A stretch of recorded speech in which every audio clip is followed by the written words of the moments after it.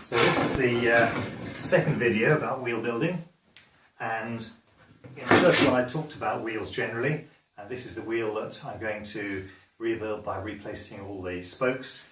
And now I'll talk a little bit about the tools we're going to need.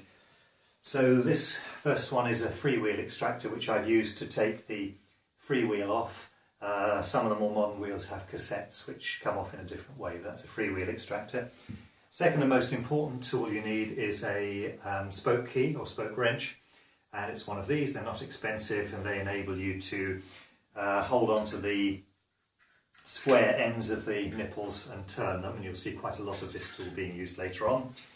It's a funny little one that I made, and this is actually an old spoke with a nipple turned round and cut off, and there's a few threads left on there, and you'll be able to see that will enable me to mount the new nipple ready to spin onto the spoke. That's a very useful tool. The most important one, however, is the wheel building jig, which you can pay a lot of money for, but actually all you need is this, and it's an old rear triangle of a bike welded onto a couple of bits of angle onto a wooden piece. And the key thing here is that I've got two bits of wood here which sandwich the seat stays.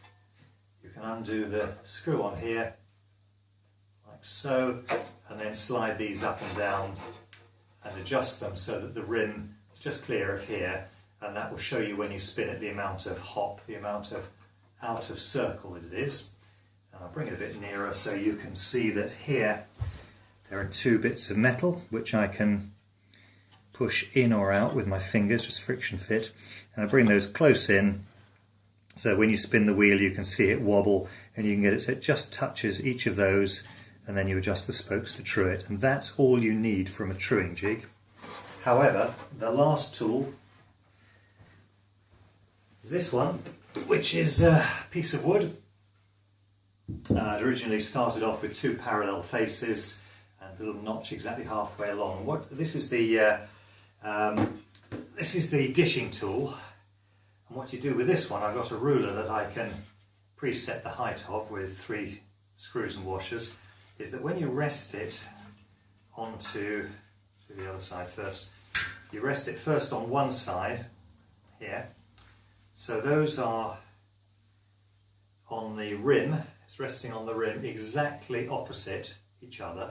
So you can see there that that spans the middle of the wheel.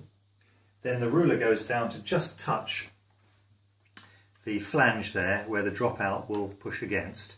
So I've set it up so it just touches on that side, but now if you turn it over to the other side of the wheel and do the same again, you can see that it actually doesn't touch there, it's a bit loose on there.